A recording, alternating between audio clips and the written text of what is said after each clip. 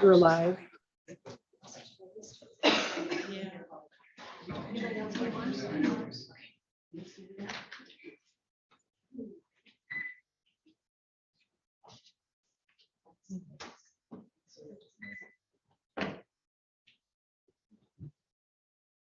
First Crocker, are you ready?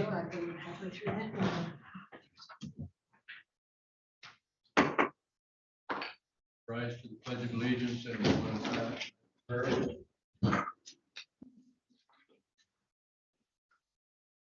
Pledge allegiance to the flag of the United States of America and to the republic for which it stands, one nation, under God, indivisible, with liberty and justice for all.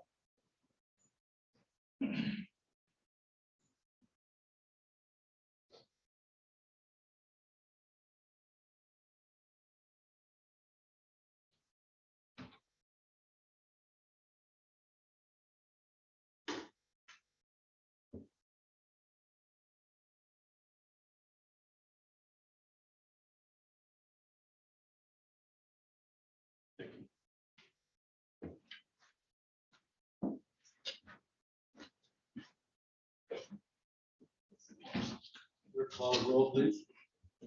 Commissioner Robbins. Here. Commissioner Rushton. Present. Commissioner Bailey. Here. Commissioner Wessel. Here. Commissioner Sposalo. Here. Commissioner Allgaier. Here. Commissioner Lautner. Present. All present. We have several sets of board minutes to approve. If we have any motion.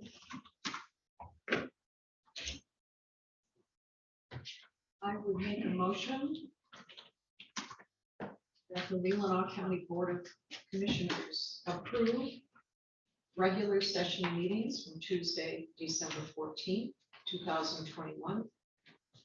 Regular session Tuesday, March 15th, 2022. Regular session Tuesday, April 19th, 2022. Committee of the Whole, Friday, April 29th, 2022. Special session Tuesday, May 10th, 2022. Executive session Tuesday, May 10th, 2022. Special session Tuesday, May 17th, 2022. Regular session Tuesday, May 17th, 2022. And executive session Tuesday, June 14th, 2022. And I think the employees that did this. I'll second. Commissioner Rushton? Yes, I would like to amend the motion to exclude June 14th. We don't amend the motion, I believe you can just remove that from the motion. Is that correct? I'm clerk. As per division, is that what you're saying? Division. So we'll take, which set was that? Number 9. So we'll take the June 14. Correct. You have a motion on the floor to approve the first 8 sets of minutes. Any discussion or correction? All those in support of that motion, say aye. Aye. Opposed, same. Motion is approved 7-0. Now we're looking at Tuesday, June 14 minutes. Commissioner Rushton? Yes, I would like to move those minutes to the next board meeting for approval, regular board meeting. Any objection? Vote on that, any objection? We'll move that to the next board meeting. At this time, we're in our agenda where we approve the agenda or add late additions or deletions. We will be deleting the Brownfield Redevelopment Authority recommendation from the agenda and putting that to the July meeting. Are there any other additions or deletions?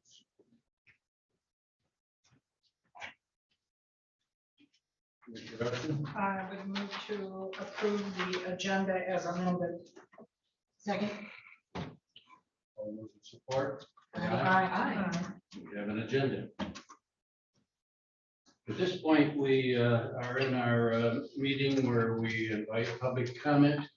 At this time, I'll recognize anybody that would like to make public comment. Yes. Ms. Dawkins?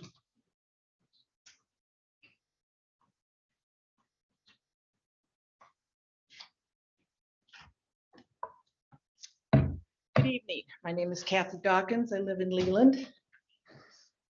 Thank you for the opportunity to make a public comment. Since May of 2021, the Board of Commissioners manufactured a crisis that did not exist. Without prior consultation with the county administrator or county clerk, a motion was made and passed to take a functioning department, a department that successfully passed its audits, and break it into 3 separate units. A year later, we are unable to find a capable applicant for the finance department, nor were we able to find someone with human resource training. The county was fortunate to fill the HR position from within with someone who has personal knowledge of the county's policies and procedures. In the meantime, countless time and energy has been expended for what purpose? I have not heard from either the county administrator nor the county clerk that this transition has been necessary or easy. Instead, we hear the opposite. The explanation that Michelle works weekends and has said she was stressed are not viable reasons to add on 2 new departments. As pointed out by other commissioners, such a task requires time and studies, which this board refused to do. Last month, an allegation of misconduct by Michelle Crocker was made public by the chair of the Republican Party at the executive board meeting. Her phone's lit up with the rumor. Makes me think of junior high. And instead of waiting for the results of an investigation, she felt it was important to take a rumor of misconduct and demand that the county clerk be stripped of certain duties. When a commissioner was recently investigated for an allegation of violating the Open Meetings Act, I do not remember her advocating that his duties be taken away from him. And guess what?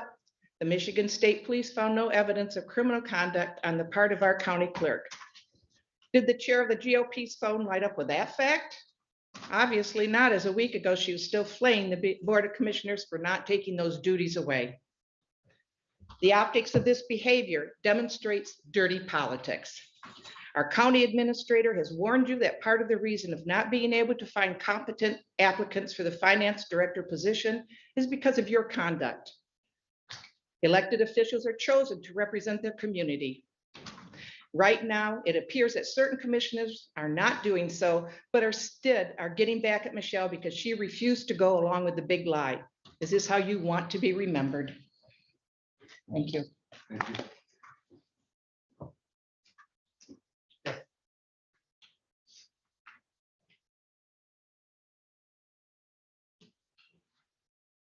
Kind of scary sitting here. My name is Jim O'Rourke. I want to formally introduce myself to the board. Thanks for what you do. It's a thankless job. I have 25 years sitting on boards.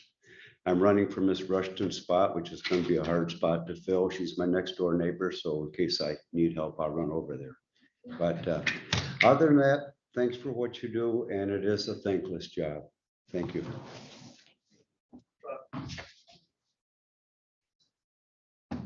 Yes.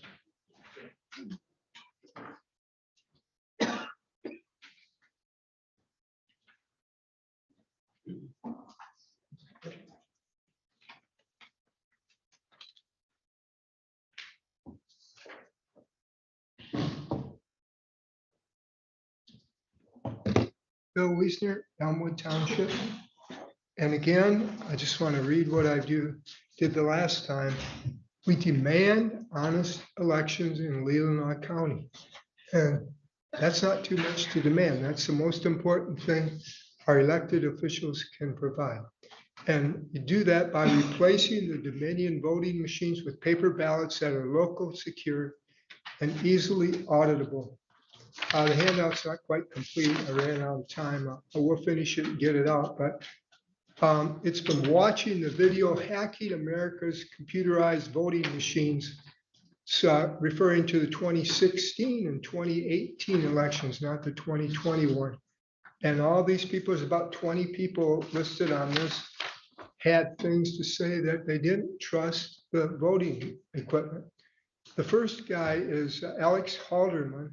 It's a little hard to read their names. They came out smaller than I thought, but they're on the pictures if you got really good eyesight. And he says, I know America's voting machines. By the way, there's 11,000 words in the whole movie. It's like an hour and 7 minutes long. There's only 1,500 or so here, so I'm taking maybe 15% of it. But Alex Halderman, I know he's the first speaker. I know America's voting machines are vulnerable because my colleagues and I have hacked them repeatedly. We created attacks that can spread from machine to machine like a computer virus and silently change election outcomes. And in every single case, we found ways for attackers to sabotage machines and to steal votes across the country. In every single case where a US voting machine has been analyzed by competent security researchers, they have found vulnerabilities that would let someone inject malicious software and change election data. Every single case. The guy on the top right column, I just read, hopefully you can look these over later, but the top right column, but it's this guy, Matt Blaze, I think it is, but all these people are computer experts or security type experts, but it's ultimately a reflection of the nature of complex software. It's simply beyond the state of the art to build software systems that can reliably withstand targeted attack by a determined adversary in this kind of environment. The vulnerabilities are real, they're serious. You know, just as we don't expect the local sheriff to single-handedly defend against military ground invasions, we shouldn't expect county election IT managers or clerks or whoever to defend against cyber attacks by foreign intelligence services.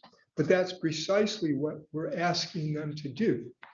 And here's another thing with the finance department, or however the finances were controlled before. I know we don't want to be wasteful in Leelanau County. That would be the administration probably be in charge of watching that. But why spend 70% more for the election with the machines than the 30% or so that I've heard using like casino technology and bank technology, all auditable, all on camera. And we have a lot of people here tonight. I don't claim to be a genius, but I could count votes. I could help with hand counting. I think you'd have a lot of volunteers here. These people are very capable of doing the hand count. That's why France went to the hand counts, because they don't trust the machines. Eric Kuhn, bottom right. This is a conversation back and forth. These are people that were considering buying the machines. And this was a conversation. Eric Coomer, Strategy and Security Vice President for Dominion Voting Machines, talking to potential Dominion machine voters. Basically, he's saying, yes, the modems are connected to the internet. We use AT&T, Verizon, and others to connect. And got Hillary Clinton on the back and Vice President Camille, what's her name? I'm sorry. Anyway, my time is up. Please consider this, and thank you very much. Thank you.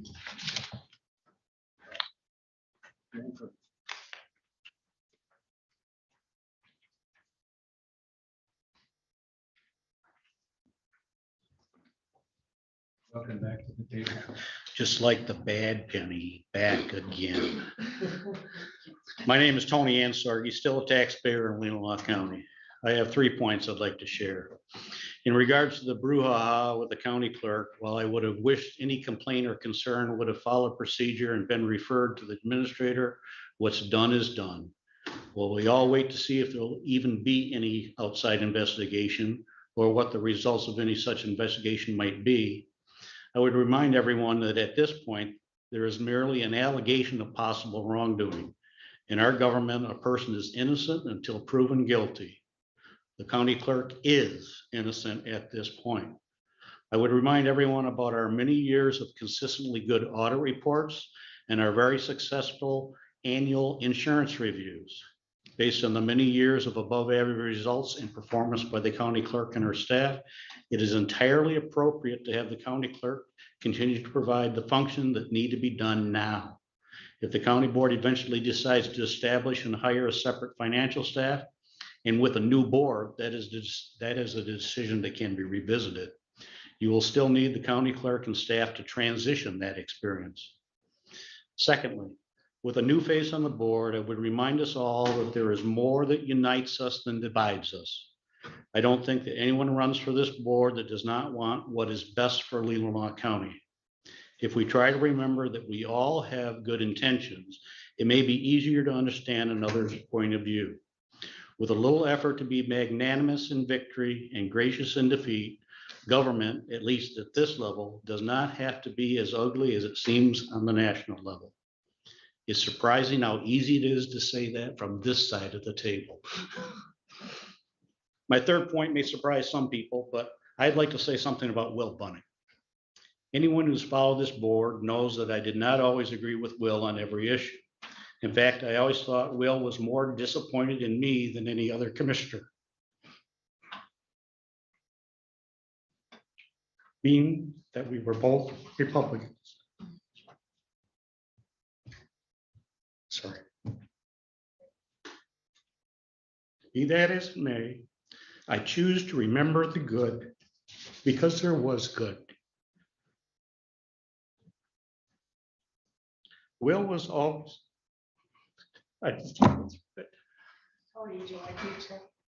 Would you finish that? In fact, I always thought Will was more disappointed in me than any other commissioner, being that we were both Republicans. Be that as it may, I chose to remember the good because there was good. Will was always fair with me as chairman, letting me say my piece, even when he probably often thought, would you just shut up already? Will was fearless in his beliefs, even if he was the lone dissenter on an issue. Some may not believe it, but Will truly cared about people. Let me give you an example. Many people did not know that my wife and I were foster parents while I was on the board. One day I was driving out for an executive meeting when I got a call that one of our foster children was having an emergency. I had to head back to deal with the issue and miss the executive meeting. When I attempted to apologize to Will at the next meeting for not canceling in advance of the executive meeting, he cut me off saying, "Don't apologize. You may be the only family that cares about that child. You do what is best for her." I will never forget Will having nothing but compassion for someone he didn't even know. That is the Will Bonnie that I choose to remember. I know that I made plenty of mistakes as a commissioner, probably more than most. None of us are perfect. I choose to remember the good because there was good. I thank you all for being willing to serve the public, and I thank Will Bonnie for his service as well. Thank you for the opportunity to comment.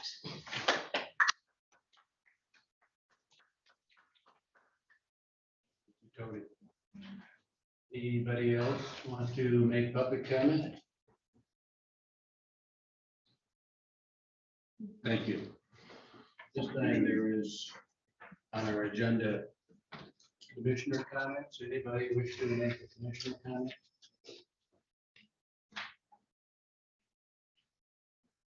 Well, I do, and I'd like to take the opportunity during commissioner comments to read the communication received to Mr. Janik through Mr. Hubble from Detective Fink of the Michigan State Police.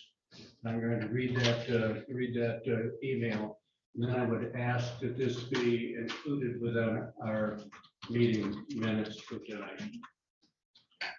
This is from Mike Fink, Michigan State Police, to Joe Hubble, prosecuting attorney, Leelanau County. Joe, after conferring with the Michigan Attorney General's office, we have come to the determination that criminal charges would not be warranted stemming from this investigation. I have attached our incident report and supplemental details, factors in the investigation which were discussed with the Attorney General's office and led to the conclusion that criminal charges would not be sought. If you have any questions, please let me know. If you feel it would be appropriate for Trooper Swanson or I to meet with Mr. Gallagher, let me know. Or if you would like just to share the facts of the report, that is fine also. I then would read the email that we received as a follow-up from our administrator commissioners. The Michigan Attorney General's office has made a determination that criminal charges would not be warranted stemming from the investigation of the allegations made against Clerk Michelle Crocker. Attached are copies of the investigative reports and the email correspondence. The other thing I'd like to say about that is we have a process in place for complaints. We didn't follow that process. I, for one, apologize to our clerk for the way it was handled, for the way the administrator was left out of the process, and for the prosecutor going directly at the request of an elected official to the Attorney General's office in the state police. Thank you. I would wholeheartedly agree with that. This was totally unnecessary and disrespectful. So thank you for what you do. Any other commissioner comment? At this time, we're at our consent agenda, and oh yes, we have communications, proclamations, and presentation, and we have Dr. DeJong here tonight. Thank you very much.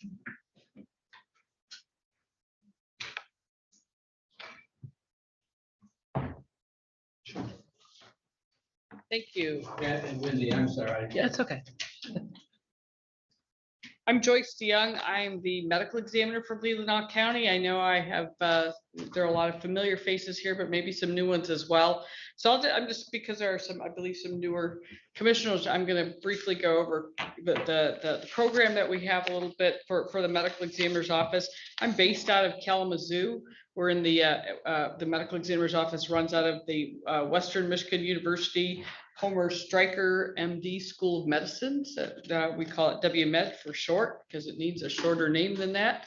And I'm actually the medical examiner for 13 counties. Most of them are in Southwest Michigan, but then it skips up to Muskegon, Mason, Osceola, Grand Traverse, and Leelanau. So it's not contiguous.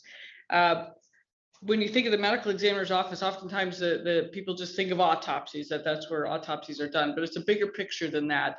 And there's a lot more responsibility. So for every death, we have a lot of deaths that are reported to us.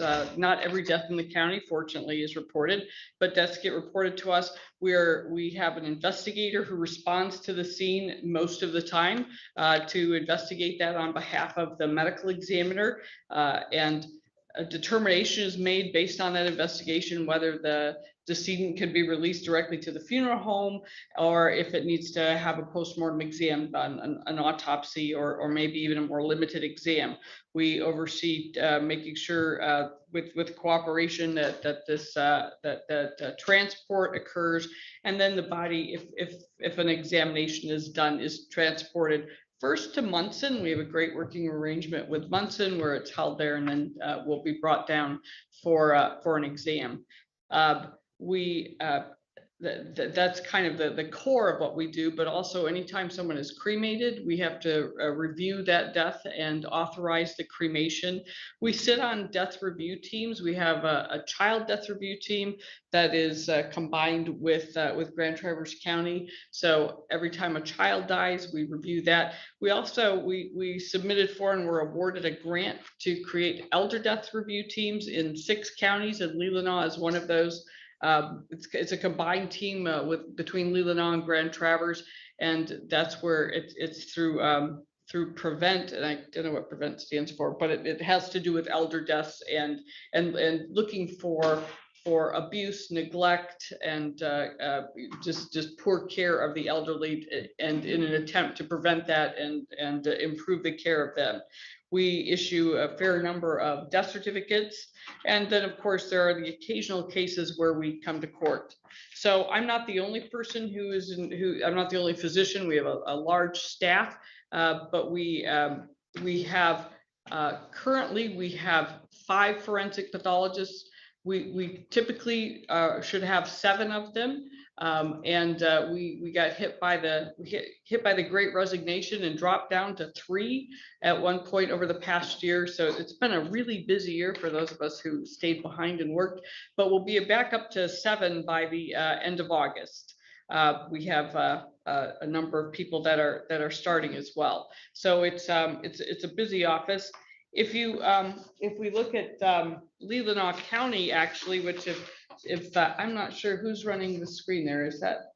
It's my office, so if you just tell them what page. Oh, yeah, sure. Okay, good. So I would just go to page 45. But that kind of shows Leelanau County, and it shows I've been the medical examiner since 2017, and it kind of shows what the trends are for a lot of that. And I think one of the things that was really interesting, we saw from 2019 to 2020, there was an increase in deaths from 145 to 187. And when we talk about the deaths, these are deaths that are occurring in the county. So oftentimes somebody might get ill and be transported to Munson and die there. That's a Grand Traverse County death. So these are just people that are dying in the county. And so that, but from 2020 to 2021, it actually still increased by 14%, with going from 187 to 213. And then of that, of course, we had 61 of those deaths were reported to our office, which was an increase of 36%. So it was significantly higher in 2021. Most of those deaths were naturals. There were more people. I think what we're seeing, even though there is the pandemic, we're seeing more people still are dying at home, not necessarily from COVID, but just not seeking care. We also saw a fairly significant increase in accidental deaths in Leelanau County as well. So we had an increase in the number of autopsies and postmortem exams. When we decide whether to do an autopsy, we use fairly well-established criteria that are established by the National Association of Medical Examiners. And in all of these cases, it really did need, we had a drowning. There was what turned out to be a cardiac death in a 30-year-old person that, really needed an explanation. There were 4 drug-related deaths, 3 of them related to opioids. An electrocution, an accidental electrocution, a child who died from exposure to heat, and a motor vehicle crash that also needed an examination. So numbers were all up in 2021. That's not what we really like to see, quite honestly. I mean, I'd rather just own a flower shop and have everyone die of old age, but we're not there yet. The other big jump that I saw in accidental deaths that we didn't necessarily autopsy, but we did have 5 people die from falls, and they died in their homes.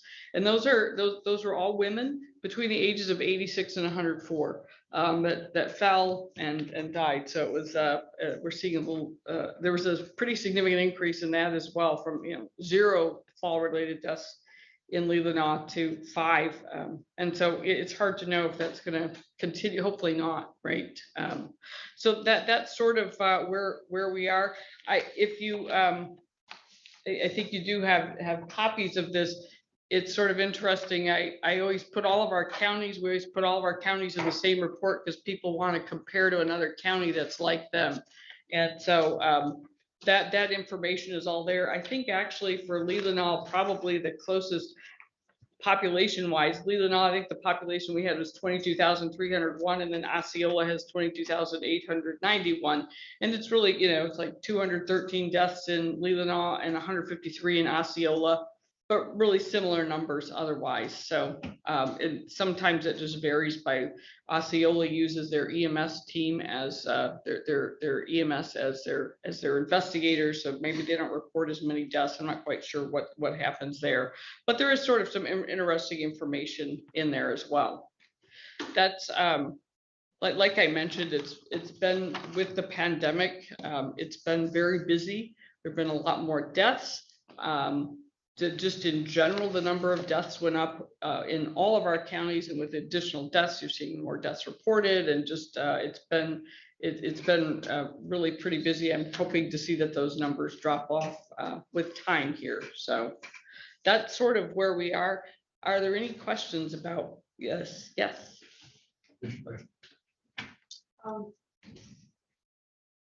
Correct me if I'm not. I don't know the answer to this. Do you service the tribe as well as the rest of the county? The tribe, I believe in Leelanau, has their own. So these numbers are separate from our tribal partners. Yes, they are. Okay. And I see you had 4 drug-related deaths. Yes.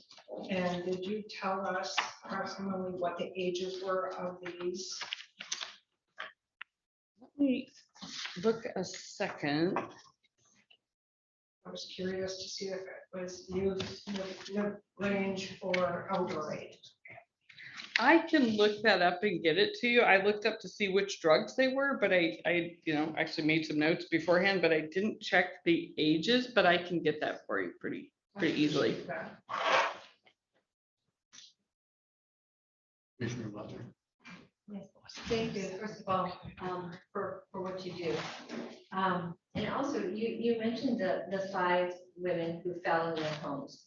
So were they just falls and the death was of the fall, or was it possibly something happened first before they fell? Were they determined or not? Well, it's when we talk about the fall related fatalities, it's and I could look at those in a little more detail too, but typically it's a fall, and they may have received some treatment, and then maybe they may have even been moved back home and died there, but it's a real temporal relationship. Somebody falls, they break their hip, or we might have detected a head injury or something like that, but they actually died in Leelanau County, which is different from the ones then that could maybe fall, have injuries, and are transported to the hospital and die there. So these died in the county. Okay, well, I just wondered if there was something that connected that our senior services could be doing to help our seniors. Yeah, I'll look at that too, because that's actually something that we could even bring up at our elder death review team, like what can we do? If I can ask a related question. Is it true if someone should fall and they are in that same position for several hours without help? Is it true that their renal system will shut down? That can happen. I mean, there's a number of things that could happen if you're in that position. One, if you're just there with compression on your muscles, you can get kidney damage from that because your muscles start breaking down and ruining your kidneys. But even just if you're there and you can't drink, you get dehydrated. So it would take some time though.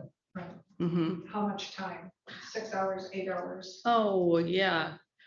The reason I asked the question is maybe it's something we should look at through our senior services when we know we have a senior that's in a home alone. Are they making phone calls, or do they have a network set up where they can make phone calls? Yeah. It's just a thought. Right. Or just get everybody Apple Watches that There you go. like mine, like I make my husband wear his because he's climbing I don't know if ladders and things. taxpayers want to pay for that. Okay, you're right, but it does tell you when you fall. I was chopping wood the other day and mine We went have off. alert systems that we offer, Right, yeah, but the alert systems are and they good can too. be talked to on that alert. If they utilize I it. do find that occasionally their cognitive abilities sometimes when they fall is disconnected. And even though a call has been placed, they may indicate that everything is fine. Right. It's not. I'm aware of one family that had sort of trained their mother to talk to Alexa and tell Alexa to do something, but then she didn't. Yeah. But they would practice that with her, so. There are questions? Wendy, you have more to give us? I was just here in case you had questions. We've been rebuilding our investigator team as well. So we had a lot of people who were first responders, and oftentimes the medical examiner investigator jobs are their second job. It's an on-call position, and so a lot of those were doing mandatory overtime at their first jobs, and so the second job sort of fell by the wayside. So you know of anybody who's got either law enforcement or medical, some sort of medical background, we are actively recruiting. We have 3 who we're starting the training process now, but still looking for a few more to fill the roster. It's a job that isn't easy, but does have rewards in this, serving families, doing what we do, but it's not an easy job. They just need to live in Leelanau or Grand Traverse County because they're responding to both counties. What kind of numbers do you have right now, Numbers for, your inspectors? Investigators, how many investigators? we have 3 starting, so we will be at 5. We're And what's your? down to 2 plus a trainer, Okay, and what's your number you're looking for? usually 8 to 10, that, Okay. because it's 2 shifts per day, 365 days. So in order to, so we've had to do some phone investigations as I'm well. not sure you were introduced, and we have people watching on video. Yeah. So you can introduce Sure, yourself. I'm Wendy Kirschenberger. I'm health officer for Grand Traverse County, the health department, but medical examiner is one of the divisions that we administer. And just want, if people were listening, so even though we do have a portion of the medical examiner services in Kalamazoo, there still is the local portion here with the scene investigators and the administration. We continue to have very high cremation rates in both counties as well, which is somewhat unique to Michigan, but What's that? yeah, it's always between 75 or 80%. But we even in Grand Traverse County, we have similar numbers to you as far as like the percent increase, but our medical examiner deaths increased by 200 from 2020 to 2021, and it went up again previous year. So we're definitely seeing just the increase of the population, the aging population, and all those numbers. Thank you both for what you do and for the report. Thank you. Thank you.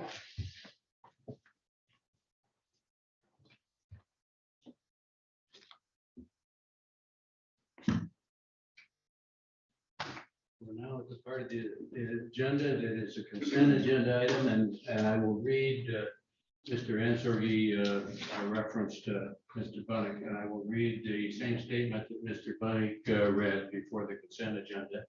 The purpose of the consent agenda is to expedite business by grouping non-controversial items together to be dealt with by one motion without discussion. Any commissioner may ask that any item on the consent agenda be removed and placed elsewhere on the agenda for full discussion. Such request will be automatically respected. You will not need a second. Any items on the consent agenda list that you'd like to have removed from the consent agenda? Or is there a motion to approve the consent agenda? Commissioner Patricia, so to speak.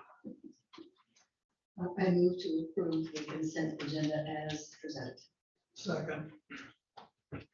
Moved and seconded. Is there any discussion?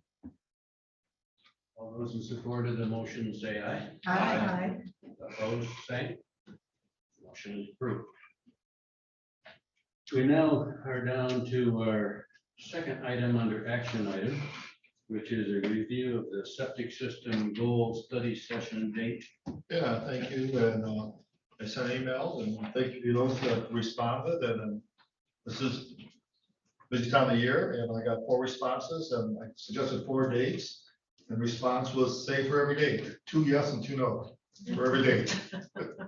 exactly the same response for those that responded. So the dates I suggested were July 6th, July 7th, July 14th, and July 19th. But at least two of you have conflicts every single one of those days. Oh, every single one of them is conflicts? At least two people. Do we have our calendars? Work this out. Try. July's a tough So month. you're July, trying it's always, yeah. July's a tough to, month. August is gonna be tough too.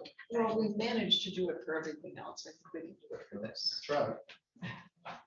So obviously the 4 days I suggested were not, did not work. So probably should look at time after the 19th then. And you indicated in that, those were the only days this room is available? No, there's other meetings going on. People have, there's other meetings that people serve on too. And there's other meetings going on. So those are the dates that the room was available and I knew there wasn't any rescheduled meetings, conflicts. People sit on different boards, in meetings at the same time. I was looking at dates that wouldn't have any conflict. What about Interesting. July 20th? July 20th. Patricia, July 20th? July 20th? I stopped at July 19th. I didn't look beyond that date, so I was hoping we could find one before that. Afternoon? That's a good day for me, anytime after 10. It works for me. For me.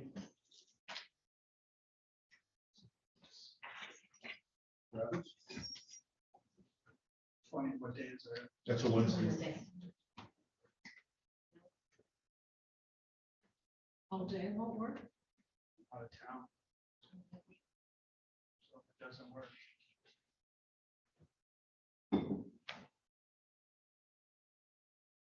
Okay, how about the 21st? Late afternoon. I'm still out of town. You're out of town. Okay, that's what we said. Okay. 22nd? He's still out of town. So you're out of town for that week. Okay. So we're looking at the week of the 25th. That's So there's really nothing the week of the 11th? I'm out of town. I'll be gone for about a week and a half. But the 25th of July.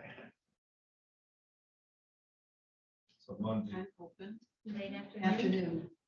Afternoon. yeah.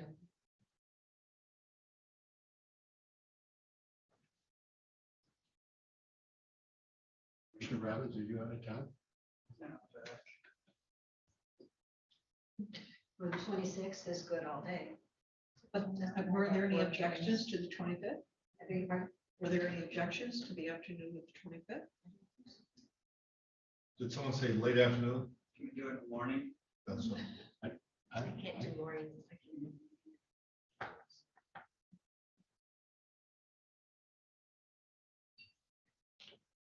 It's bad. How about the 26th? I have 2 board meetings that day. You know, we've already had many study sessions. And I know the people here have excellent retention and memories. So we really are going to a well we've gone to many times in doing this. But if there's insistence that we must do it, I think we need to plug on and find a date. So did we rule out the 25th in the afternoon? I don't think so. I don't think so. Are we gonna have a budget during this time too? At some point, we're going to have to talk about, well, yeah, at the July meeting, we'll get budget dates. I don't hear any objection to the 25th in the afternoon. So when you say late afternoon, how late? I said late afternoon, I think, right? I said late afternoon, but I can do afternoon. I can fit it. Anytime after 12 for me. So, yeah. one works. So Monday, 25th, right? Monday, the 25th at 1 p.m. If y'all didn't want to come to another study session, we could just review the YouTube, I'm sure it's on YouTube of the tour, a very extensive study session that was held maybe 3 years ago. So we've got a date at 1 o'clock. Would somebody like to move so we make it official that we schedule our meeting on the 25th at 1 o'clock, or the 25th at 1 p.m.? I would make that motion. I'll second that motion. Any discussion? All those in support say aye. Are we, just a question, Mr. Chair, are we allotting the afternoon? I'm assuming, 1 o'clock, you said. no, but I mean, how long? Assume the afternoon. 1 to 5. My assumption on that is we at the executive board meeting would form an agenda for that meeting and get a better Well, idea I on was- what we have. I think I'll just So hold keep the your, afternoon. keep your calendars open. I was going to suggest, I do need clarity on what you wish to have on the agenda. If you wish to have speakers, we need to contact them. That's a gross. It's July 25th at 1 p.m. We're now, item 3 on the agenda, the county treasurer. I'm sorry, did you vote on that? Yes, we did. Oh, you did? Didn't we? No, Yes, you did. Okay, I didn't hear it. All those, we'll vote again. If you didn't, all those in support say aye. Aye. Passes unanimously. Thank you for being here. Thanks for having me. You have a resolution. You want to overview the resolution again? I can. The resolution is in opposition to House Bills 4729, 4730, 4731, and 4732. The House has passed 4730, which is a bill for the treasurer. And it is going to the Senate. All 4 bills were presented, all 4 of them were knocked down. They pulled out the treasurer's bill, and that bill has now passed the House and is going to the Senate. What these bills will do, it's backed by Zillow, these bills are.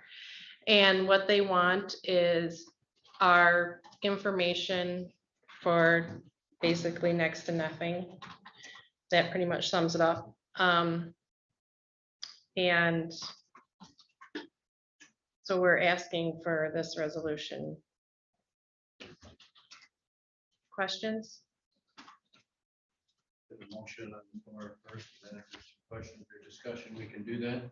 Here. Yeah. I move that the Leelanau County Board of Commissioners support resolution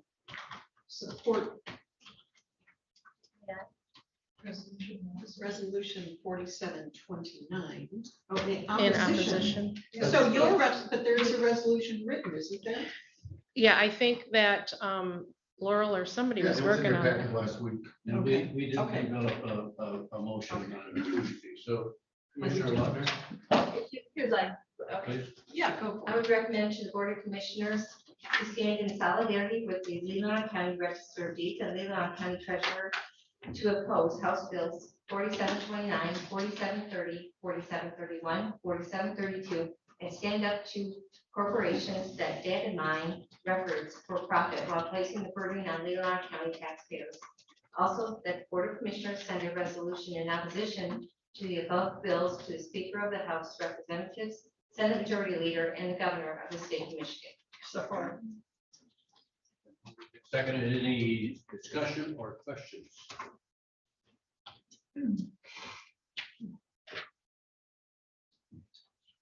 Have a roll call vote, please. Commissioner Lautner, Yes. Commissioner Robbins, Yes. Commissioner Rushton. Yes. Commissioner Sotos, Yes. Chairman Wessel, Yes. Commissioner Alguier, Yes. Commissioner Bailey, Yes. 7-0. Thank you very much. Thank you. We now have on our agenda the jury commission staffing and budget change request.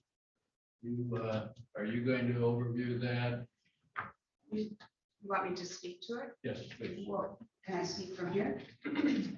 Fine with me. We need a reminder on what we're approving.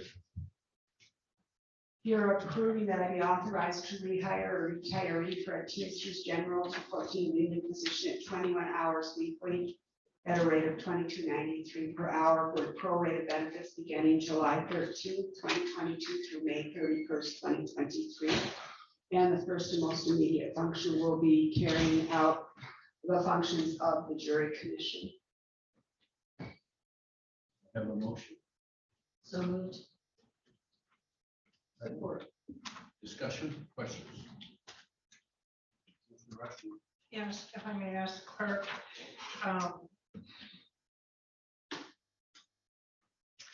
These functions are part of your statutory requirements, is that correct? The jury commission is a statutory board. Okay. And these functions you've performed for the last however many years, correct? Correct. Okay. And during that time, what was your staffing levels? Well, the difference is, I might put that into the answer to your question. I'll be happy to answer it. We, first of all, we do as much of it that we can internally, and I also utilize accounting staff and temporary office assistants. But the biggest shift that we're seeing is that the jury commission, which are appointments based on the circuit court judges, they have the right to this service, and they're going to utilize this and come in at the end of the process and sign off when we get to that, as opposed to verifying that the questionnaires have been completed, all the people have done their work, so on and so forth. I'm hoping that in a couple of years, the state has been looking at ways to computerize this more. And that's what we're hoping to, but we're waiting for the lead from the state. And so in an election year, we can't go through 3,000 questionnaires on our own with our staff to do this. So to answer my question, what was your staffing levels prior? I had the 2 in accounting, and then I had me, the chief, and at least 2 more staff on top of that. So, And I don't have the accounting staff now, but I have 1 other staff. well, right, I'm trying to compare getting the job done prior to your request today. And so you're telling me that you had 5 people that worked on this project? Not for what this person's coming from. This person here, the main bulk of their work was done by the 3 jury commission members that put in about 220 hours at least. I'm still picking up with temporary office assistants and staff and myself what I did before with 2 less people. What do you mean by 2 less? Well, I don't have the accounting staff. Okay. So, and budget, in the budget, is this budgeted? It was a little addition to the budget. I believe Jen had those numbers with you last week, and I thought it was about 1,000. I'm gonna look to her. 1,500. It is shifting per diem, the money that was in per diem into the hourly rate of pay.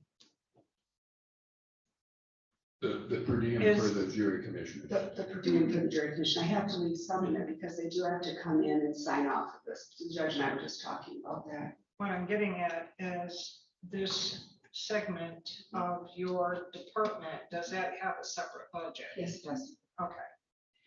And do you have enough money in that budget to accommodate this new position? No, I need about 1,500 more transferred into the budget. And where's that money coming from? It would come from contingency or fund balance like the others. Commissioner Loeffler. Well, I guess I have a question of you've got prorated benefits. So this is basically a part-time, another part-time employee. So what are the prorated benefits going to cost at 21 hours? Why don't I ask Jen to come? She explained that last week, and I didn't bring that paper with me. I can go back to the office and get it if you want. Sure. The only proration that you're gonna have is because it's a retiree, so there is no MERS, so the prorated benefit is the health insurance. And I believe off the top of my head, on a 21-hour employee, it's $4,000, I believe, which is 60% of a full-time person. So it's half of that is kind of what I put in there, which was, I believe, like 2,094 or something like that. with the cost allocation plan that you do for your health insurance, I didn't put that in the jury commission budget. I wrapped that in on the clerk's side because the cost allocation plan is already set up with certain set numbers. And Michelle wasn't sure if this jury commission position is going to go past May of next year. So we calculate that into the clerk side of the other portion of the request that she was doing. So in my budget amendment, I show that the health insurance is on the clerk side and a certain amount of hours. And I show the hours and social security on the jury commission.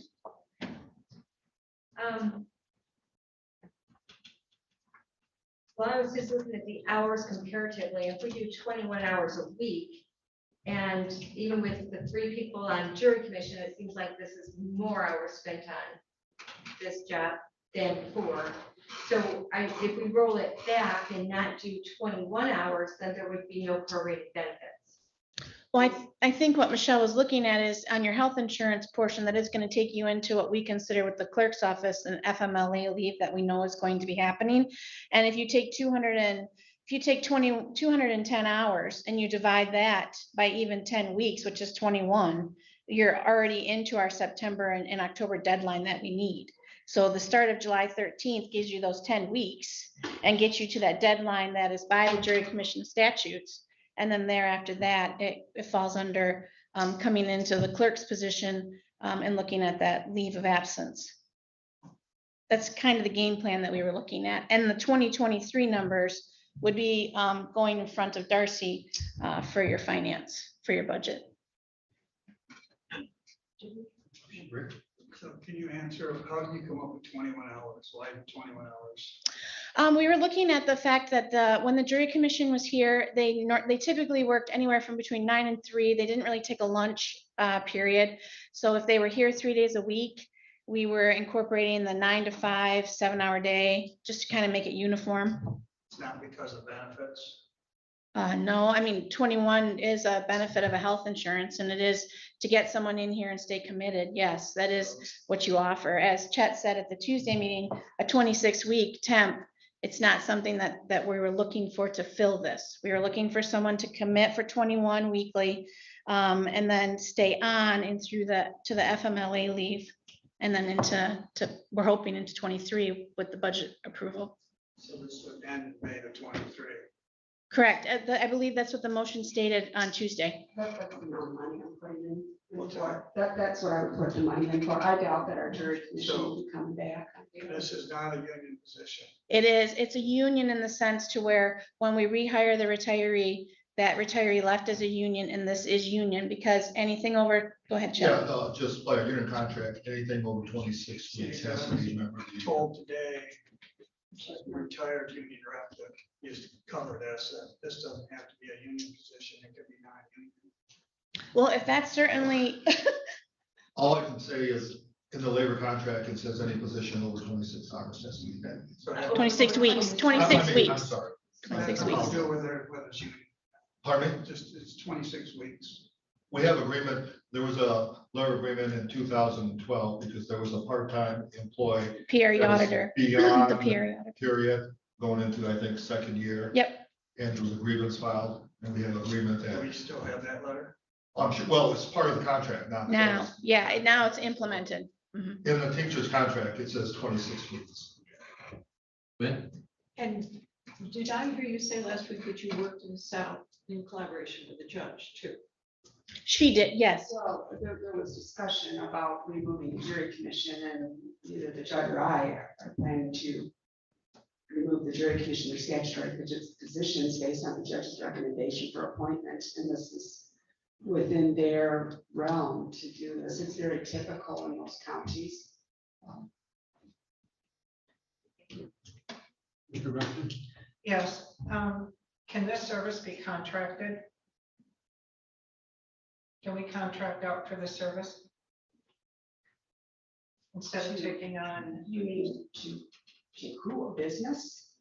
No, anybody? not with the confidentiality clauses I have to sign for this. I look into that, but I'm under the time crunches here. Commissioner Lautner? So, did we get letters from these 3 people that they don't want to do this work? I didn't say they didn't want to do it. I said that they're not available. I don't know what Jen said, actually. I didn't say that they don't, right.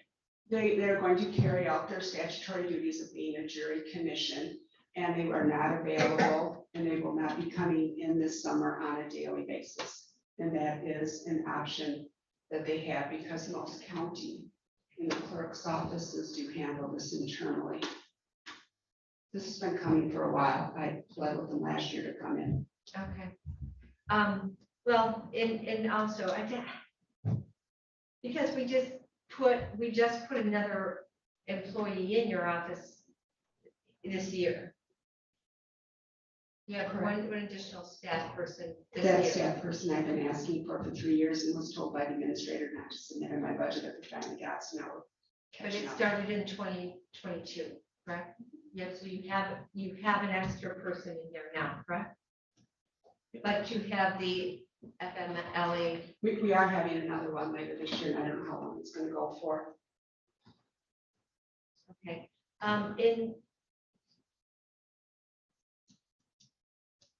You already selected the person you want to be. Right, because I want the person that's going to come first, so I want someone familiar. There's no point in me training for weeks. Okay, and then my other point on the confidentiality, how did you do it with your jury commission? Were they just deputized or sworn? They take an oath of office. They take an oath of office. So if you could possibly find someone who would do the work contractually on the same oath I'd have of to office. check with the judge. I don't know that he would even agree Okay. to that. Patricia? Yes, I'd like to move to recommend. I'd like to move. There's a motion. Is there a motion on the floor? Oh, good. Then I'd like to just comment. And I think you made the original motion. Yeah. Oh, well, there you go. It's called the grand still. You still believe it, right? Yeah, I do. I'm just double in charge. I just want to say that I understand this, that this is a position that's come up, that's needed. And I want to applaud the clerk's office for thinking in terms of what she needs for the year coming up or in a preventive mode. Many times when people come before us, it's after the fact. They find themselves needing something, but they haven't thought about it in advance. So thank you for your advanced thinking and putting together something that does dual service, which in the long run will save money. So thank you. Any further comment? Yeah, I just don't think that we've exhausted the conversation. Especially looking outside for contract services. We don't have an answer to that, so I think to make a decision today is premature. To be a, if this becomes a union position and they're here then over 26 weeks, are they still considered at will? Can they be let go at that point? You do have, Union? go I ahead. can address that because there's a specific date on the motion. Right, there is. So there's no guarantee of appointment beyond May, whatever day is, May of There's May 2023. 31st, 2023. So that's in the motion. So there would, one more question. So just want to make sure, so next May, we can revisit this. Right, and I would revisit, I've heard all your comments, I'm going to look into them because I'm still talking to the state as are other clerks, and we'll learn more in August about different processes we can hopefully use in the future that we've been waiting for a couple of years to get. It's not an attempt to keep a long-time employee on. We just want to get this work done. And I don't want to violate any of the agreements I've signed to get this information. One more question I want to get clarified. So we hire this part-time, they're part of the union, and 3 months from now, you hire a full-time person. And say down the road, there's a budget cut and that part-timer or that full-timer doesn't have the seniority as this part-timer that we're putting in. The seniority issues in that situation you're describing are outlined in the union contracts that cover the positions. Okay, It's just like there's no bumping from office to office either. okay. So that means this person would still go because at least by May 31st?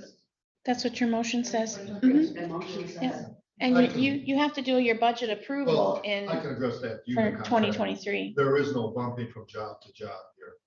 So if you're hired for this job, you do not have the ability to bump someone in a different job. Now, the two of you do the exact same job, that's one thing. And back to the motion, for this person to be employed beyond May would take a board action, because you're authorizing, if it passes, only through certain. Well, then let me also just add to Commissioner Robbins' questions, with the elected officials being co-employers with the Board of Commissioners, when these union contracts were set up and initially negotiated here, there was not an elected official on board that was going to allow reductions by the county so that my staff could bump someone to the treasurer or the treasurer bumping someone in my office with the prosecutor. We really drew some pretty strong lines about that type of bumping. Wanted to speak to the motion and why I'm going to support it. The prosecutor came to us a year ago and needed our support for a position increase in his office. We gave it to him. The judge came to us and pled with us about support. We gave it to her. The sheriff came and needed support for additional hours for road patrol, and we asked the hard questions and we gave the sheriff a position. The Register of Deeds came and said, I need help, and we listened and we gave him. We've got a judge and a clerk saying we need this, and I certainly support it. Any other comments? I think you forgot to mention that the clerk also came to us and asked for a position and she received it. I think we're ready to, Yeah, I was just gonna call a question. I think we're ready to vote. All those in support of the motion say aye. Aye. Opposed? Aye. 5-2. Was that question? I was a no. We're now at the personnel reorganization update. Give you an update on this.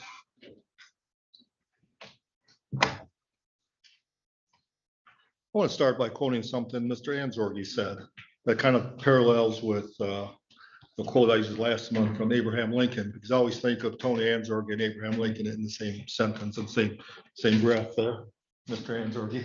And you forgot your hat today. Yeah, but no, what Tony said, and we all call him Tony, so there are much more agreement than there are disagreements between all of you.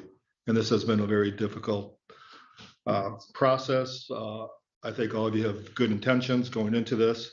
It's been emotional. Anytime you make major changes, it's been a challenge. We think we all agree on that. But we do need to go forward and put this to rest. And I think tonight is the day we need to finalize it. And we have some options here. So let me, there's been some developments since even last week and even from last month when I spoke. So as you know, I won't go through the whole history because we've done this many times already, but you do have a summary from me. So let me just cover the key points.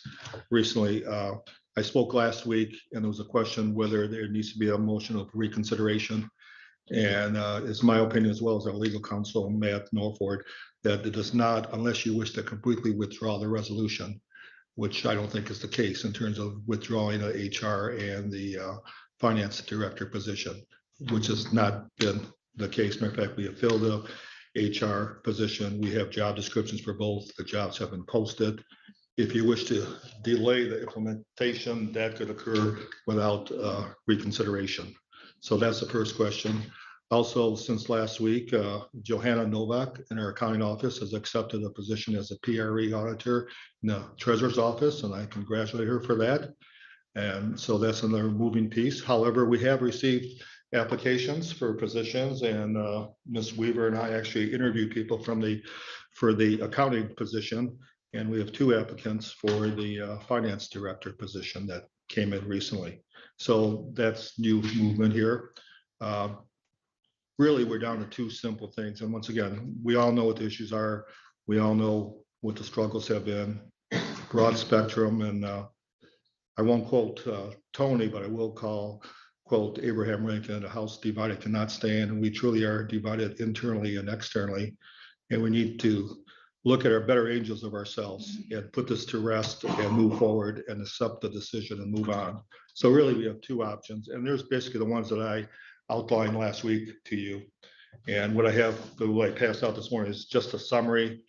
And you have my original email, you have the resolution that was passed in October, as well as the chart of duties here. So I won't go over that again. But two options. One is that we transfer the accounting duties back to the clerk's office on a temporary basis through June 30th, 2023. That date I selected last week is that would give us time to complete the budget, do the end of the year summaries, and do the 2022 budget. And that would give time for the new Board of Commissioners and the new administrator to make a decision how to go forward. During that time, based on discussions I've had with many of you, it is my recommendation that we do not issue an additional stipend other than the one the clerk is currently getting, and that if the chief deputy clerk was the person responsible, there'd be no additional stipend, given that the chairman, the vice chairman, and I met with the clerk and chief deputy clerk this afternoon, and we were informed that the stipend is a requirement for them to take on the duties. So if that's the case, that is not a viable option. The other option is, since we have candidates at least interested in the job, and that we interviewed two of them for the accounting, there's another candidate we will probably interview if the board chooses to proceed, is that we simply proceed as was in the October 2022 resolution and move forward with hiring an accounting staff and a director of finance. There is, like I said, I have two applicants for the director of finance position, and they are qualified. One has extensive experience, and I did a mini interview with this person. And obviously I have not offered the job to anyone, nor have we done a full interview and background search, but I'm optimistic we do have candidates. We can go forward. And so basically, if the board chooses today not to take any action, then I will proceed and I will fill those vacant accounting positions maybe as early as this week and next week, and we will interview people for the chief director of finance position and move forward, because this is almost July. We do need to make decisions. The budget packages are out. Departments will be turning them in this week. We are confident we'll have the budget package to you in July, and we can start the budget process. And that's just a summary, and I won't, we talked about this long enough, so I think all of you know what the details are.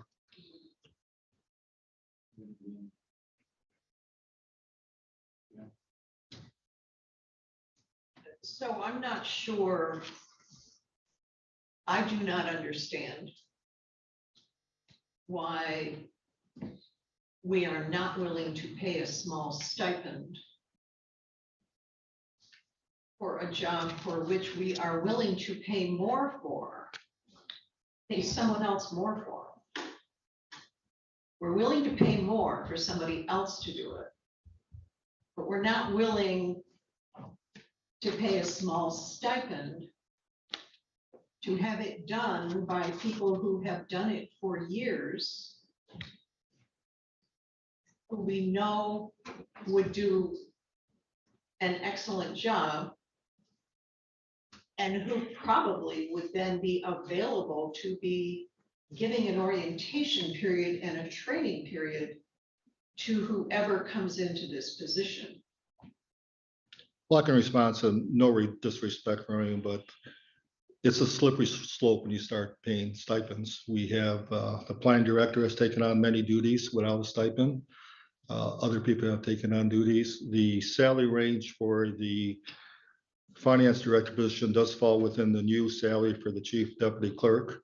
Currently, the HR duties will be transitioning out of the clerk's office, so there is some less responsibility there. Except that my original, you didn't answer my original. Which is what? Statement. We're willing to pay more for someone else to do it, but we're not willing to pay a stipend for it to be done by experienced staff temporarily. I think So the that didn't get question answered. was answered by him saying the slippery slope, but we'll be back to that. Commissioner Rushing. Thank you. I would like to make the motion that we move to take no action and to instruct the administrator to proceed with option 2 as presented.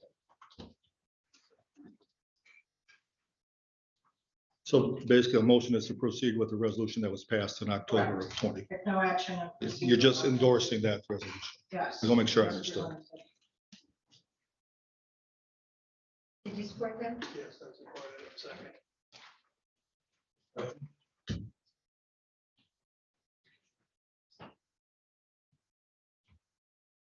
With all respect, I think Commissioner Algar expressed my feelings quite well. I think the clerk's office did this function kind of out of goodness of their heart for a long time. I think we're looking at them to create a structure of the department that we moved out in 2023, which is a lot more work. So we're really saying, let's do 2 jobs.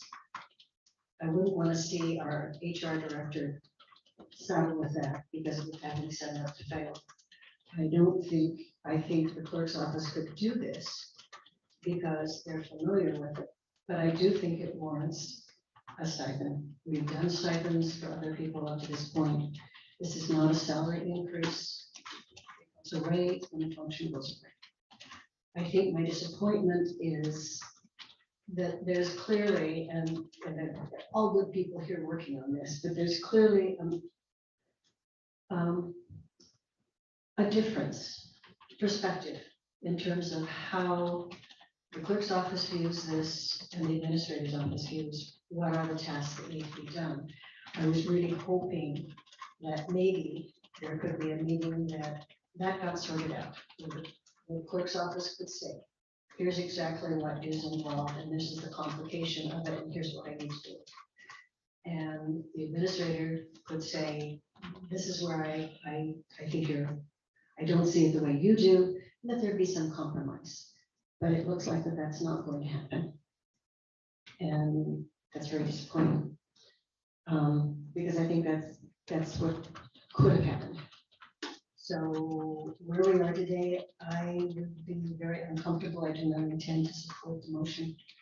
I think, I know it'll pass, but I do think it's not the most responsible way to go when we have people who could do this and would do this. And they're simply asking for a small amount to compensate for taking on 2 jobs. And I agree with that.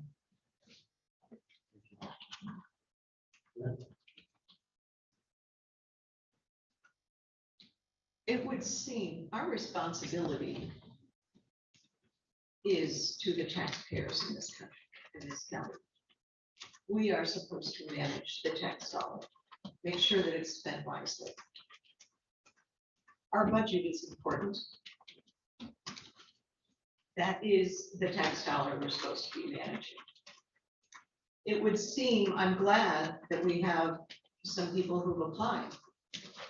That's really good news. It would seem that in respecting our duty to our taxpayers, looking at those those potential hires,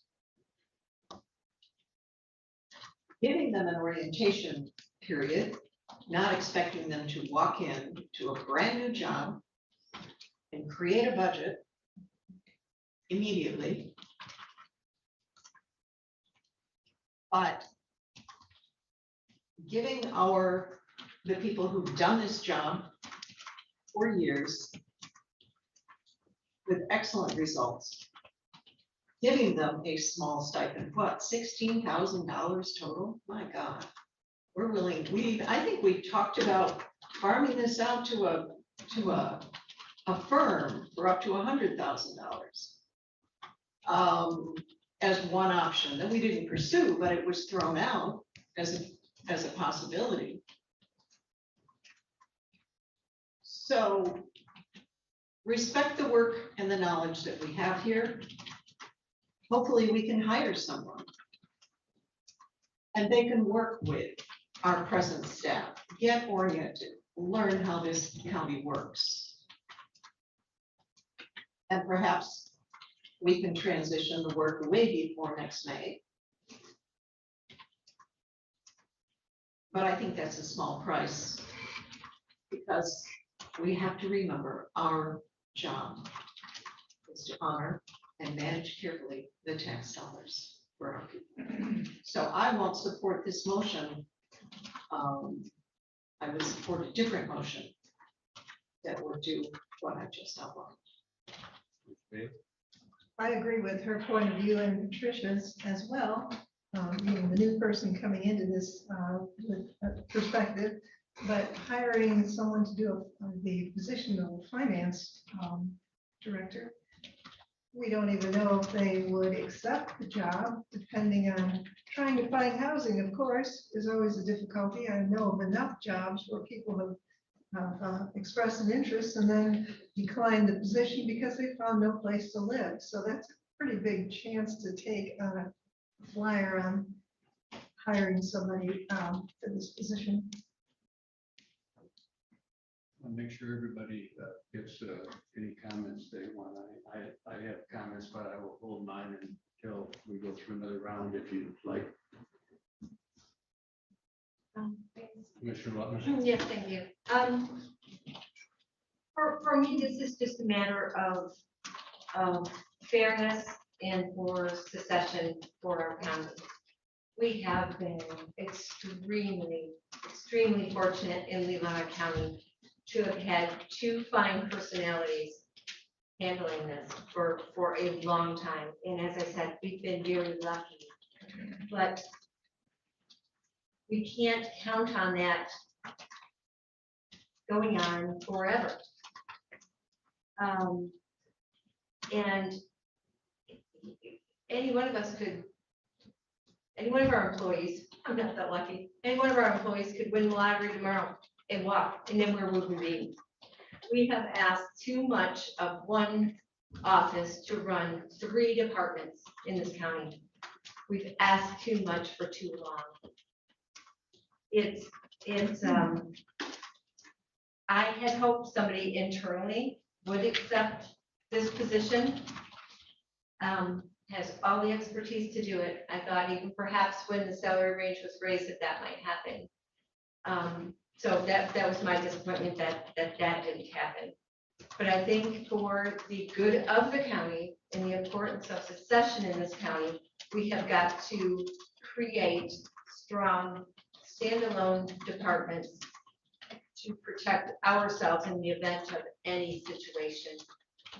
A lucky situation that could come along for anybody at any time. And we could be not in a position we would want to be. Tricia. Yes, I just wanted to clarify. It's my understanding that we've been talking about a temporary transition. And the transition period would be to prepare to actually exit the finance department at the end of 2023. So this is not a permanent thing. It's temporary by people who are experienced, know how to do it, and can train new staff and could help. If we're fortunate enough to have a new finance director, if one of the 2 people that our administrator is talking about does work out, it doesn't need to be as long a period of time. But there's work involved in that if we really want to see it done and done right. On a temporary period of time, and I understand that the clerk's office will be willing to do that with a small stipend. We're also asking the clerk's office to assist in orienting our new HR director, who's a very capable, bright young woman, but who's never done this task before and needs that kind of support and help, and they're willing to do that. So I don't think it's an unreasonable request asking for a small amount of money to solidify this for a year or whatever period is necessary. If we are fortunate to find somebody who can come on sooner, but at least it keeps the job moving forward, gets it done. It's a temporary transition.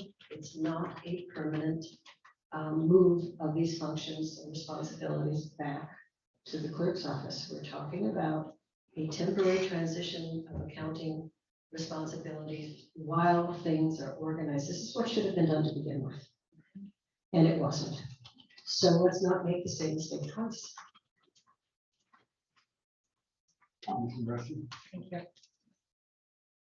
I have every confidence in our administrator to recognize what is needed in a person to head up a finance department. Typically, somebody who would hold that position would have an education in finance. And with what has been presented, it appears as though we have a candidate that also has extensive governmental background in finance. I think we're very fortunate to actually have an applicant with both. Mr. Janik, our administrator, I think is, through the course of his experiences, has had many opportunities to review applicants, qualifications, so on and so forth. So I have every confidence in our administrator that he will pick and choose the appropriate person to begin this new department. We are very fortunate to have had the services of the clerk for these many years. Nobody, I think, that sits on this board denies that she has done an excellent job over the years. However, I personally agree with Commissioner Lautner. When you start to look down the road at succession, at some point, there has to be a time when these, especially as they grow, and they are growing, these department needs to operate on their own. We need to diversify these departments. I know everybody wants to make it personal. They want to make it about the person. I don't look at it from that lens. It is not about the person. The person has done a great job. Her staff has done a great job. It is time for us to move forward and to grow. So that was the reason for my motion. I have every confidence in you, Mr. Janik, to take the lead, find the right people, put them in place, and get those departments up and running. You know, I have to reiterate, no one is talking about something, a permanent solution. We're talking of, if you hire somebody, that hiring process could take a month. Who knows when they can start? Our budget is going to be due. Your So- budget will be done in time, one way or the other. Expecting someone to walk into a brand new job and create a budget, I think it's appropriate that I encourage us to find somebody. I think that's a great idea. And meanwhile, let's have people who've done the budget accurately for years get us going on this project and be able to train someone so they can walk in and yes, create that finance department. Let me just clarify on the budget. Darcy, would you like to come up here as our interim finance I would director? like to make my statement. Oh, I'm sorry. And- But I want to clarify about the budget process. Okay. I'm sorry. Well, I think in fairness, I'd like to say where I am, and we could beat this forever, I think. And as recently as today, I was hopeful that I'd be able to vote a different way than I'm going to vote tonight. As recently as today. I'm embarrassed, and I'm not going to rehash the last 13 months of the process and all the ways we hurt staff and disassociate ourselves from staff and tied the administrator's hands and allowed certain people behind closed doors to have more influence than other people. I don't want to even rehash that, but I'm embarrassed by that. We must move on.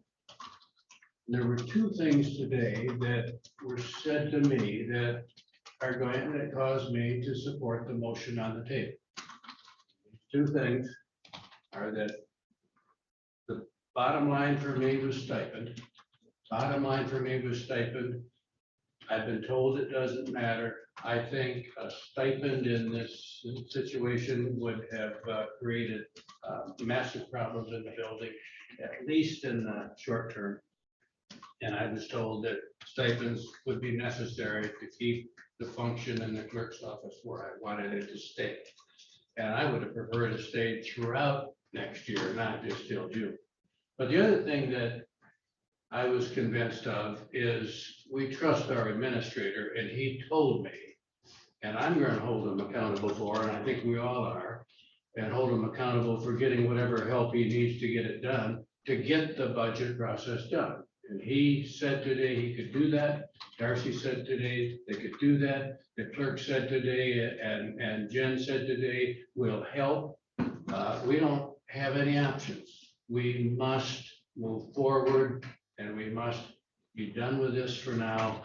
I urge that we have monthly reports, Jeff, on the progress we're making on locating somebody and the budget preparation process. And I also would urge that 2 or 3 months down the road, we bring in somebody from Grand Traverse County or Antrim County or someplace, experts, and take a look at how we're doing and give us some advice. So I support the motion. Call the question, please. Second for that? I'll second. All those in support of the motion to call the question, say aye. Aye. Opposed? Motion passes. Jude, would the clerk read the motion on the floor, please?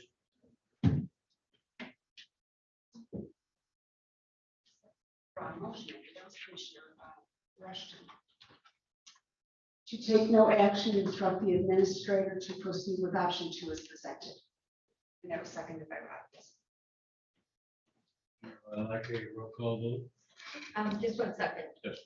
That motion, well, I thought that the administrator, we kind of, I guess by just consensus added that it was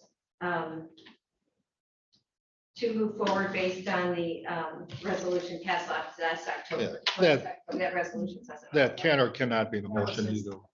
Yeah, that was just my Right, comment. it said by, But that was just the clarification that everyone was understood what's going to happen. Because that resolution is in effect. Correct. Yeah, so you're just endorsing. Yeah, that was voted on and approved. okay. Okay, would the clerk call the vote, please? Commissioner Rushton, Yes. Commissioner Soto, no, Commissioner Wessel, Yes. Commissioner Ogre, No. Commissioner Bailey, Yes. Commissioner Wagner, Yes, Commissioner Evans. Yes. Gotcha.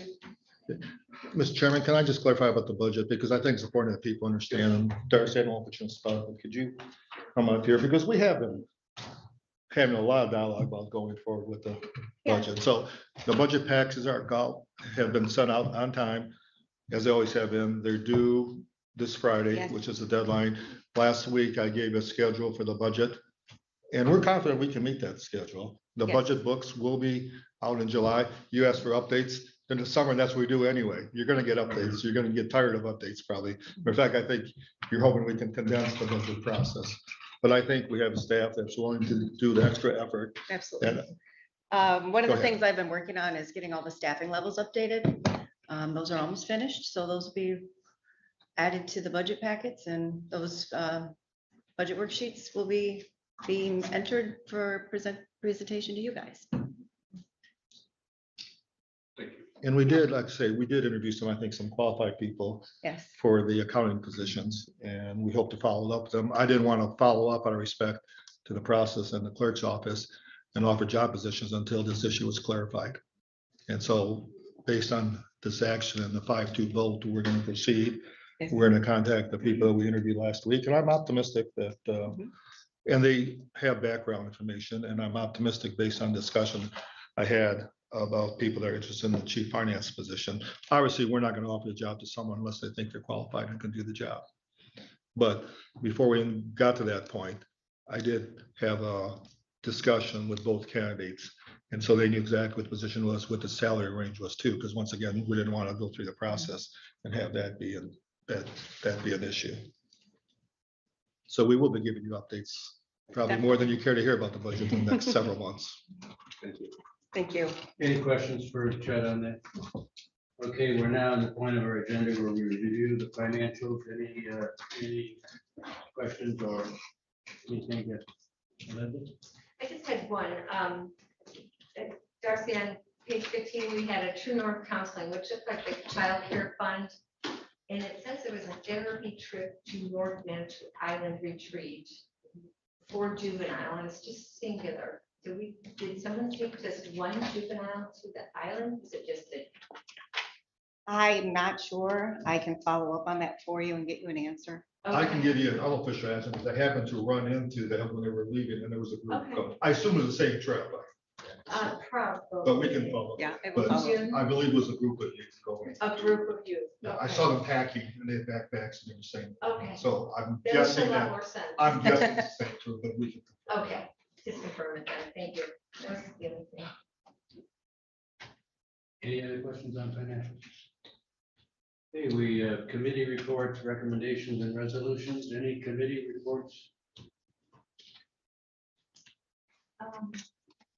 Yes, it looks like our brand new playground set, jungle gym, whatever you want to call it, will be being installed at the old Settlers Park on Glen Lake around July 5th. So it's going to be in time for the old Settlers picnic and hopefully in time for some kiddos to enjoy it for the rest of the summer. Mr. Weston? Yes, we had our coalition meeting last Friday. Unfortunately, at the last minute, I was unable to attend. So I was hoping between Chet and Gwen that they would give a brief update on, excuse me, what took place at that meeting. I'll turn over, well, because I had to go to the I Coast saw you Guard. had to leave early. Yeah, so I apologize. I would, but go ahead. Well, one of the things they decided is that more responsibility will go to the individual committees, and that the coalition itself will meet quarterly. So the individual committees will be doing most of the work at this point. And so it's up to us, the committees, to be or determining what we're going to be doing. And what are those committee names, do you know? I don't remember, do you? I mean, there are four. They were sent, you'll Four or get the five of minutes. I did get I the don't remember, there's 3 committees and they changed their names. Okay. I'm drawing a blank here, but on the, also as brought up briefly is, you know, we Outreach. formed a partnership with the local high schools for help with prom. And that was a huge success, a lot of nice thank you notes from all the schools, how much they appreciate it. We did that the first year of the committee in 2016, and then with other things, COVID hit and so forth, but they really were grateful. And they all said they had successful proms with very little issues, and the kids were kept busy, which is at that age very important. So the schools use different things, but most of them used for activities that were not, that hopefully gave them other options, very safe options. But we got a lot of very nice comments from that, so. If I can trigger, I believe one was education, one was outreach. Yeah, they have two names, isn't it? Yeah, Okay. Yeah. They're education outreach and. We'll get you the name of that, Something but, and something and something and something. I was just trying to have And, it updated. Thank you. maybe as early as next month, we may have to make a decision. We appeared that we will get our first payment of the opiate lawsuit this summer. And it's not official yet, but I think it is because they've asked for our account numbers and the attorney fees and everything else. So I'm optimistic. Then the board will have to make a decision, but it'll probably be in the range of about 15,000 to 18,000 for the next 18 years. And the money should be sent for substance abuse of opiate related activities. So once we get that money, the board will decide how they wish to allocate that. Okay. And Rebecca mentioned that probably the next full meeting will be September. Yeah, we took this the third week, third Friday. Do we have any latitude with that money as far as maybe being able to support a treatment center? We have a lot of that with that money. Okay. I'd like to say that the Beta Commission, I'm really glad to be on that. It's very interesting and very relevant for my district. So I'm very glad that I'm on Beta. Any other committee reports? Patricia, I know you've had a really busy day. I was hoping you, as the chair of the LIFT committee, may I give a short report for you? Because you had such a busy day, but Chet circulated yesterday a document called Northern Lights, a monthly Venture North publication. And then it raises in this really nice publication the question, how does a northern Michigan rural coastal county with a population of just over 22,000 lead the way for Michigan in high-tech last mile broadband? And then the article goes on with a county commission that gets the big picture and invests in kids, seniors, small businesses, families in the future, with leaders who understand the power of partnerships and how true engagement and inclusiveness happens by building solidarity around doing the right thing for the right reason through vigorous old-fashioned work. I think we all ought to read that. I was very pleased to see the article, and it makes Leelanau County and all of the people that made that happen, all of the partners and all of the community support.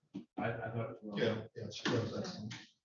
Just one more comment. I'm sorry, on a different topic. I don't know if you want to say something. Good report. Yeah, if there was a group of high school seniors here last Thursday for government class, I would have been proud of that because, you know, we spent a lot of time focusing on some controversial issues, but sometimes government actually does work well.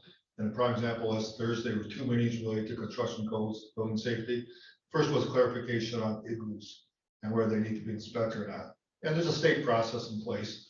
There's a gentleman that was questioning whether we have authority to inspect the igloos.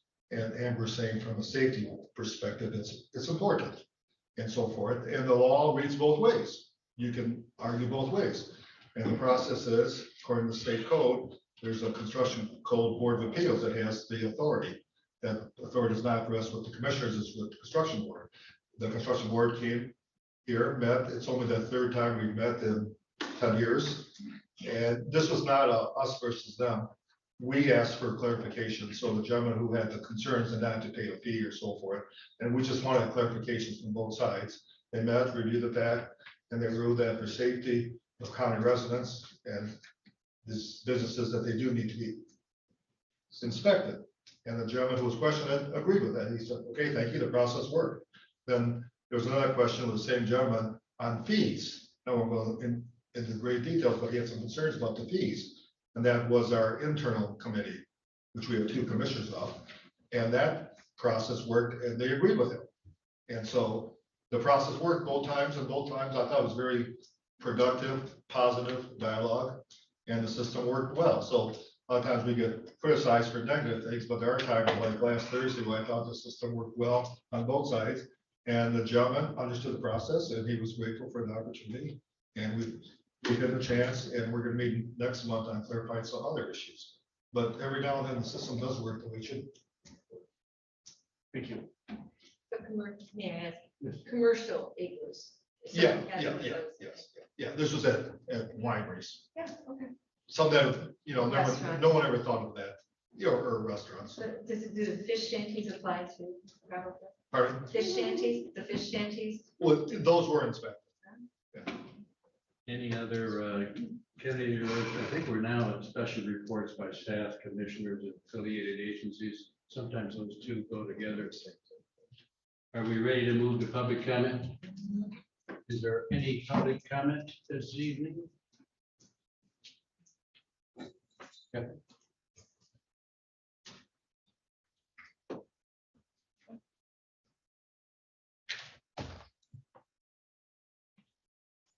Kathy Hardisfeld. I have spent the better part of the last 13 months following the business of the county with regard to the resolution to establish the position of Finance Director and Human Resources Director and strip those functions from the clerk's office where they have been performed successfully for decades.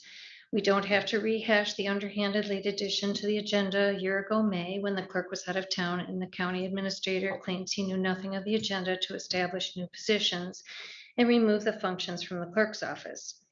As my experience is in accounting and payroll with the county, I decided to interview for the HR director, hoping my experience might be helpful in the establishment of these departments. My understanding was that it was a department head position. It is not, although board members and the paper refer to HR as a department, as does your website. The Human Resources Director is an employee position expanding the staff of the administrator's office. My interview was, to say the least, one of the most confusing interviews I've ever had. When I stated that my professional goals and intention would be to work closely with the clerk and the chief deputy clerk so as to utilize decades of institutional knowledge, assisting in the creation of what I thought was a department, the administrator asked me if I understood that I would be perceived to be a spy for the clerk, and he also stated that the clerk and chief deputy clerk are hated by more than 50% of the staff, department heads, and elected officials. And it was clear the HR director would be directed to utilize auditors rather than the clerk and the chief deputy. Needless to say, I was not offered the position, although I have more experience than the current hire. And anyone who knows me knows I am not a yes man for anyone. I also do not agree that the clerk and chief deputy clerk are hated and find it reprehensible that the administrator continues to make this statement to these two public servants. Your resolution specifically states the creation of positions, not departments. The positions are not mentioned in your current job description being utilized in your search for new administrator. I find this troubling in that both finance director and human resources director function under the administrator. Recently, I had a sit down with Chairman Wessel. Chairman Wessel shared with me that the county is in crisis mode. I told him to call Steve Peacock even if the administrator discouraged him. I know for a fact that Mr. Peacock had a conference with the clerk, the chief deputy clerk, and Administrator Janik before responsibilities were to be reassigned to his office, and Mr. Peacock shared his concerns about timing, etc. You are in a pickle here of your own making. On more than one occasion, I have met with Administrator Janik over the last 6 months to ask him to lead you toward understanding that this reassignment of responsibilities and the creation of these two positions ahead of the administrator's search was asked backward. It is misleading the candidates for administrator to rely on the job description on your website, as there is no mention of these positions or the responsibilities a new administrator will be overseeing. If you are fortunate to hire an administrator without full disclosure, my guess is you'll have a resignation within 3 to 6 months of your hire, just as you lost the most qualified finance director you had earlier this year. At last week's meeting, it was difficult for me to listen to the thanks and praise for the administrator and his loyal contributors to this year's budget process. The inference was that anyone outside the process would be considered to be disloyal to the county, which is so far from the truth, as the clerk and her staff have been sorely ignored and underutilized. The administrator has inherited, hired, and lost valuable employees to this process, all within weeks of assuming the responsibilities. The administrator is relying on a group of some, which include his administrative secretary, who has no accounting background, an almost absentee treasurer, who, to my knowledge, is written up in almost every audit since taking office, including the 2021 audit, which you will be seeing next month. And his chief deputy at that time is now your HR director and interim finance director. The saying goes, your lack of planning does not constitute an emergency on my part. Your total lack of respect a year ago to open planning dialogue with the clerk is water under the bridge and an opportunity lost. You are now in crisis mode, as Chairman Wessel expressed to me. This crisis situation is of your own doing, and the veiled threat that anyone who isn't part of the team is going to be considered disloyal, and that maddens me. The clerk, the chief deputy clerk, the clerk's staff have undergone hate speech, bullying, intimidation, manipulation, and false accusations. I am sad for the taxpayers of the county. They are the ones at most risk losing the talents of the clerk's office to perform these functions. Thank you.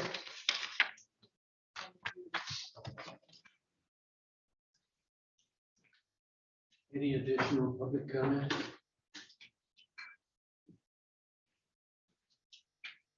None. Approval of financials.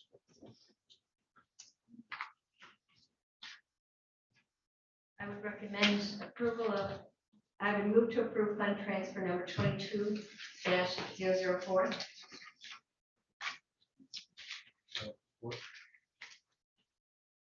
Second, Support. moved and seconded, all those in support, say aye. I will just look second that I could. Yes.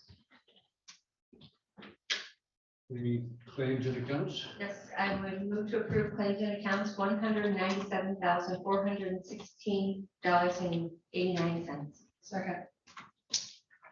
All those in support, say aye. Aye. Yes, 7-0. Post audit? I move to approve post audit $1,598,214.05. Support. All those in support, say aye. Aye. Motion approved, 7-0. Before you adjourn, we passed, I think we passed commissioner comment. I am so sorry. I'm sorry. So we will go back and catch what we missed. Any commissioner comments? Patricia? I think, I made clear my feelings are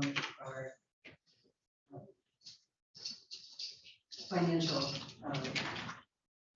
option that we're going to move forward with. And since it's a majority of the board, I will fall in line in terms of supporting it and supporting Darcy and our administrator in this effort. I would hope that our administrator can do his due diligence, and I know he will, with these two potential financial directors, and do it quickly, because I remember our new HR director talking with great enthusiasm about all of her plans that she would like to launch into, and she can't until such time as the burden of the budget is removed from her shoulders. So I hope that one of the two that are in the list of potential financial directors work out, and that they can come up to speed relatively quickly. So I just wanted to make that statement that this was not, we were not talking about people. There's a comment here that this is taking the people out of it. We were talking about all along tools. What are the tools to get the job done? Had nothing to do with person. So anyway, now where we are. Thank you. Ed? I would like to reiterate, this was not personal. It's not really fair to expect you to be learning an HR position while doing a budget. That's, once again, we're doing this without the planning, training, et cetera, that needed to happen. Once again, we're on the same course, and we're going to see if we can ride it this time. So I'm disappointed in this discussion. I don't think it's fair to anybody, including you, Darcy.